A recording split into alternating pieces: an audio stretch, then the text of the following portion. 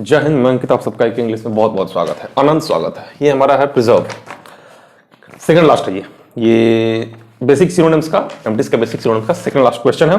हमारा क्वेश्चन है now, question नहीं है, मतलब इसका सिनोनिम क्या क्या होगा।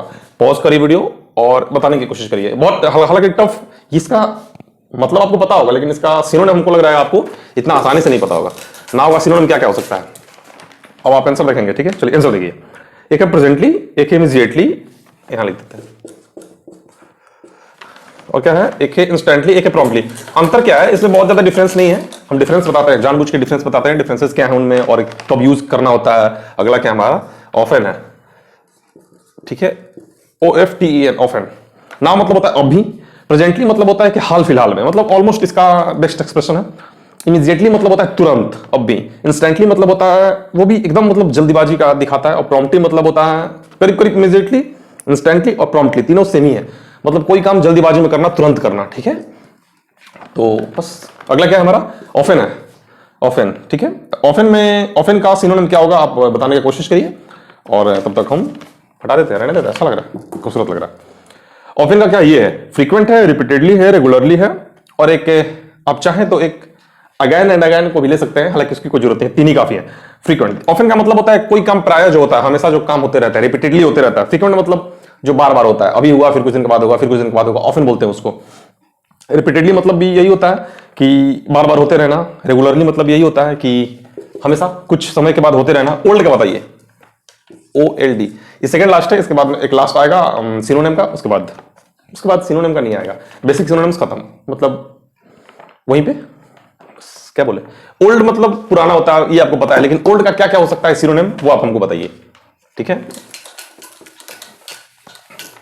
ओल्ड का सिनोनिम देखिए, ये है, एक एंशिएंट है, एक है एल्डरली, एक है एंटिक।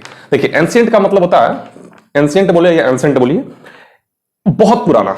आप देखे होंगे कि जब हम लोग हिस्ट्री पढ़ते हैं तो उसमें एक एंशिएंट पढ़ते हैं, मतलब बहुत पुराना, पूरा पूरा तात्विक करके बोला जाता है, शायद कुछ बहुत पुराना हिंदी में, उसको एंशिएंट बोला जाता है।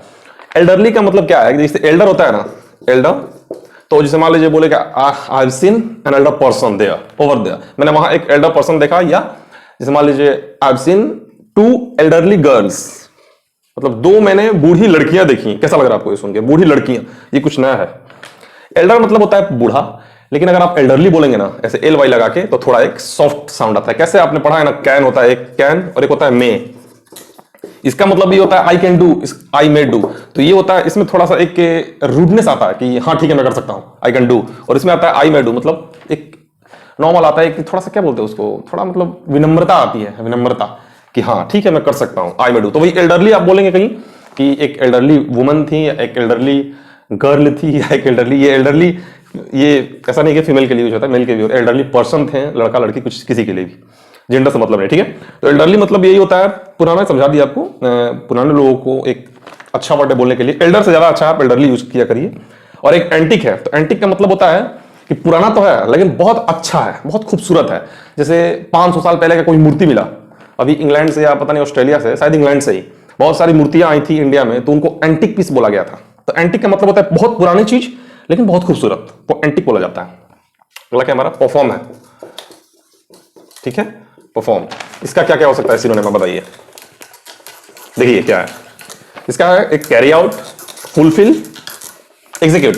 कैरी आउट का मतलब होता है, परफॉर्म का मतलब होता है किसी काम को करना। जैसे मैंने उस काम को परफॉर्म किया, परफॉर्मेंस जरूरी नहीं, परफॉर्म का मतलब किसी कार्य को करना, किसी भी काम को कर देना, उसको परफॉर्म बोला जाता है। जैसे ये कोई भी परफॉर्म किसने किया, इस काम को किसने परफॉर्म किया, तो मैंने किया।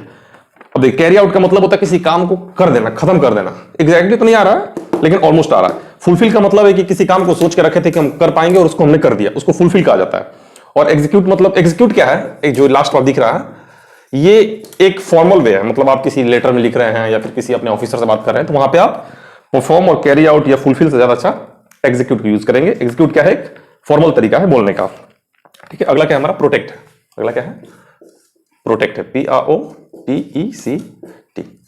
ठीक है, तमीज से लिखे हैं एकदम, कोई भी ऐसा नहीं किया है कि इधर उधर नहीं किए हैं। ठीक है, बहुत तमीज, बहुत अच्छी बात है। प्रोटेक्ट का सिनोनिम्स है क्या क्या, एक डिफेंड है, एक गार्ड है, एक शील्ड है, एक शेल्टर है। देखिए प्रोटेक्ट का मतलब होता है रक्षा करना या किसी चीज को बचाना, सुरक्षित रखना। डिफेंड का मतलब वही होता है, डिफेंड मतलब बचाना, मतलब खुद को बचाना। ऐसे जैसे मान लीजिए कि एक लड़ाई हुआ वहां पे, मेरे को कोई डिफेंड नहीं कर रहा था, मुझे कोई नहीं डिफेंड कर रहा था, मतलब मेरे तरफ से कोई नहीं बोल रहा था। तो डिफेंड का मतलब भी वही आता है। गार्ड का मतलब आपको पता है, गार्ड मतलब रक्षा करना, सिक्योरिटी गार्ड वगैरह वगैरह आपने जनरली सुना हुआ है। और शील्ड का मतलब क्या होता है, जो है तीसरा नंबर, शील्ड का मतलब होता है, जैसे शील्ड एक सुरक्षा का एक कवच कह सकते हैं। शील्ड का मतलब सुरक्षा करने वाली कवच, जैसे तलवार वाली कोई मूवी आपने देखी होगी जिसमें तलवार उधर से आता है तो ऐसे कुछ हाथ में लगा कैसे रोकते हैं, बोलो, एक इतना गोल सा रहता है, उसको पकड़ कैसे, वो शील्ड है। उसी को शील्ड आप कह सकते हैं कि वो शील्ड है, बचाता है उसको, ठीक है। और शेल्टर मतलब होता है अब रहने का जगह, जहां से हर जगह से सुरक्षित एक रहने का कोई जगह, शेल्टर उसको कहा जा सकता है। अगला क्या है हमारा, प्राउड है। अगला क्या हमारा, प्राउड है। आपके मम्मी और पापा को आपके ऊपर कभी ना कभी प्राउड होगा। God bless you. कि प्राउड का मतलब क्या है, देखिए प्राउड का मतलब एक घमंड भी होता है और एक क्या होता है, एक गर्व भी होता है। जैसे मम्मी पापा को आपके ऊपर गर्व होगा और मम्मी पापा को आपके ऊपर घमंड होगा, फर्क है। तो प्राउड मतलब दोनों होता है, घमंड भी होता है, गर्व भी होता है। जैसे I am proud of my self, मैं खुद पे गर्व करता हूं। तो प्राउड का मतलब घमंड भी होता है, तो हम घमंड वाला बता रहे हैं सिनोनिम, जब घमंड के सेंस में आएगा। एक होता है एरोगेंट जो दिख रहा है आपको, एक होता है कंसिडर्ड, एक होता है वेन। एरोगेंट का मतलब होता है वही घमंडी इंसान, एरोगेंट है जो किसी का बात नहीं सुनता है, जिद्दी टाइप का है। कंसिडर्ड वर्ड बहुत अच्छा है, एक फॉर्मल तरीका है बोलने का, घमंडी किसी को आप कंसिडर्ड यूज किया करिए। अब नॉर्मल लाइफ में भी जैसे कैसा लगा, वो तो बहुत कंसिडर्ड टाइप की लड़की थी, दिन भर हमसे लड़ती थी। एक वेन है, जैसे he is very when, he is very when, या फिर he is when type person. When मतलब होता है कि वो घमंडी टाइप का इंसान है। वेन मतलब घमंडी होता है, हालांकि उतना यूज में नहीं है लेकिन फिर भी। अच्छा एक और बात, प्राउडी कुछ लिखते हैं ना कि फीलिंग प्राउडी, प्राउडी करके बहुत सारे टर्म आपने सुना होगा, किसी रील्स में देखे होंगे या फिर कहीं ना कहीं आपने देखा होगा। प्राउडी का टर्म्स, प्राउडी कोई टर्म्स ही नहीं है। सबसे अच्छी बात, खूबसूरत बात तो ये है कि प्राउडी कोई टर्म ही नहीं है। प्राउडी मतलब कोई एक ऐसा वर्ड ही नहीं है जो एग्जिस्ट करता हो इंग्लिश में, ऐसा नहीं है कोई वर्ड। प्राउडली होता है, प्राउडली होता है या फिर प्राउड होता है, सिर्फ प्राउड होगा या प्राउडली होगा। तो प्राउडली हमारा एडवर्ब है, प्राउड हमारा एडजेक्टिव।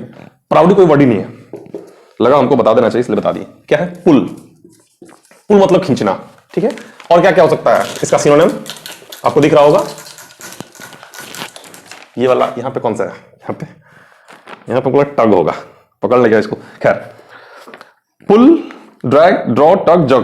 देखिए ड्रैग का, पुल का मतलब खींचना, हर सेंस में आप यूज कर सकते हैं, ठीक है, हर सेंस में। हम बता रहे हैं क्यों ये बात बोल रहे हैं, समझा दे रहे हैं। ड्रैग का मतलब होता है खींचना, जैसे firstly I will kill you and then, पहले मैं आपको मारूंगा या तुमको मारूंगा, उसके बाद and then I will drag you to the raja या फिर टू द किंग, मैं तुमको फिर खींच के किंग के पास लेके जाऊंगा।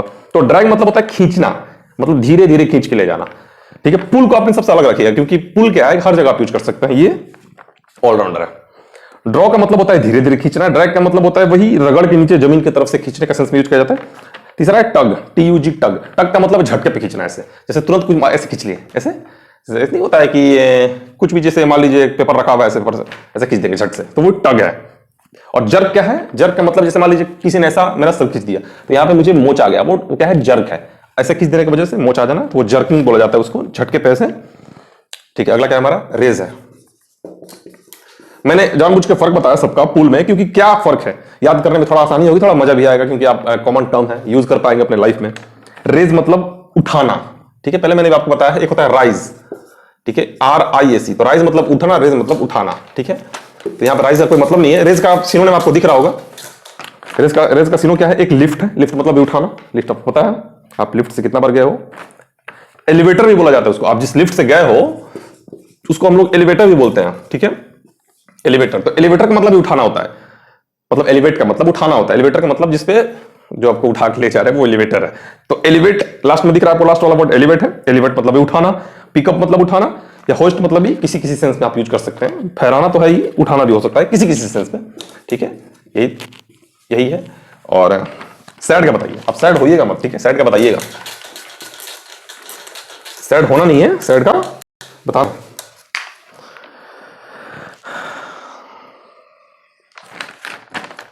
हाँ, सैड का क्या है, सैड का ये है कि सैड का मिजरेबल है, डिप्रेस्ड है, फेडअप है। देखिए फेडअप जो है वो इनफॉर्मल है, मतलब किसी आप लेटर वगैरह में या किसी अपने टीचर से बात कर रहे हैं वहां पे मतलब अवॉइड करिए, यूज मत करिए। फेडअप क्या है, कॉमन टर्म है, मतलब हम लोग जो आपस में बात कर रहे हैं वहां पे यूज कर सकते हैं। जैसे I am very fed up of my lifestyle, या फिर I am very fed up of that particular girl, मैं उस लड़की से बहुत ऊब चुका हूं, या फिर मैं उस लड़के से बहुत ऊब चुका हूं, तो वो फेडअप है। फेडअप मतलब परेशान हो चुका हूं, एक इनफॉर्मल पे, मतलब आप किसी लेटर वगैरह में नहीं लिख सकते हैं।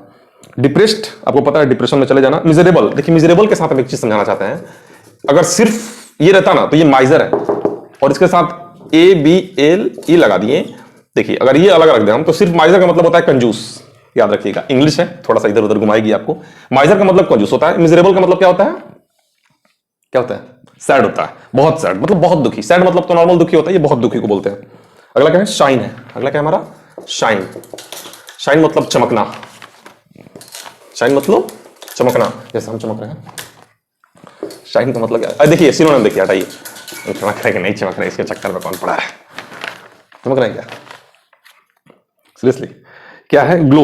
एक है ग्लो, ग्लो कर रहा है क्या, अच्छा ये ब्लेज, एक है डैजल, एक है ग्लिटर। देखिए ग्लो का मतलब होता है नॉर्मली अगर किसी चीज में, देखिए हम समझाना जरूरी है, आप चाहें तो याद कर सकते हैं लेकिन बिना समझे कोई फायदा नहीं है।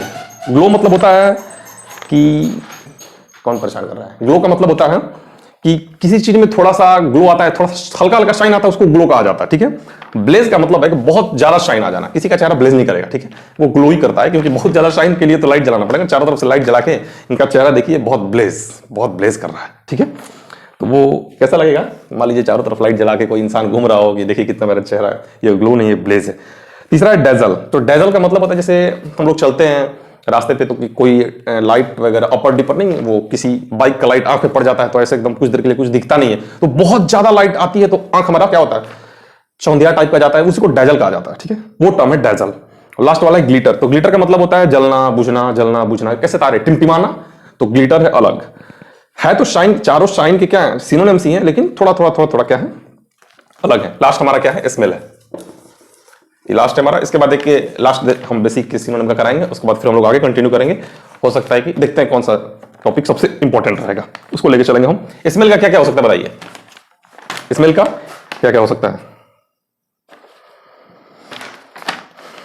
स्मेल का ओडर होगा, ओडर पाउडर नहीं है, ओडर है। ओडर देखिए क्या होता है, स्मेल का मतलब होता है ये राजा है, जरूरी नहीं कि गंदा स्मेल हो, अच्छा स्मेल को भी, जैसे कुछ अच्छा आपको सुगंध आ रहा है तो वहां पे भी आप स्मेल को यूज कर सकते हैं, ऐसा कुछ ये नहीं है।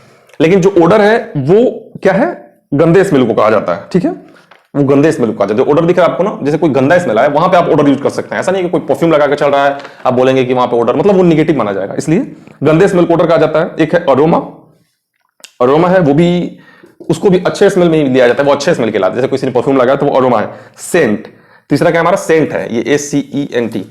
तो सेंट सुगंध को बोलते हैं, अच्छे ना सेंट मार के चल रहा है ये, तो सेंट मार्क नहीं चल रहा है, सेंट सुगंध को ही बोला जाता है, वो मार्क परफ्यूम चल रहा है, ठीक है, उसने ड्यू मारा होगा, वो आपको सेंट आ रहा है। कुछ लोग तो बोलते हैं कि सेंट मार लिया है, लेकिन ठीक है, सही है, यही वर्ड है वो, सेंट। सेंट का मतलब होता है सुगंध, अच्छा सुगंध आता है उसी को सेंट कहा जाता है। And the last one is stink. तो स्टिंक एक इनफॉर्मल वे है, आप नहीं बोल सकते हैं, ऑर्डर बोलिएगा अगर आपको मान लीजिए। स्टिंक क्या है, हाँ वो भी गंदा, गंदा कभी सुगंध आए कहीं से तो उसको स्टिंक कहा जाता है। वहां पे आप हालांकि आप फॉर्मल वे में नहीं लिख सकते हैं स्टिंग को, आप वहां पे ऑर्डर लिखेंगे, ठीक है, ODOUR, ऑर्डर। ऑर्डर मतलब क्या होता है, गंदा स्मेल। फॉर्मल वे में स्टिंग को आप नहीं लिखेंगे, ठीक है। बस यही तक था जो था, और इसके बाद अगला करेंगे हम लोग। हाँ बस यही है आज का, यही है कि एक शायरी याद आ रही है कि ये बात अलग है कि उसमें ठहराव नहीं था, ये बात अलग है कि उसमें ठहराव नहीं था, वरना जैसा उसने किया ना वैसा उसका स्वभाव नहीं था। ख्याल रखिए, खुश रहिए, मिलते हैं आपसे अपने अगले लेक्चर में।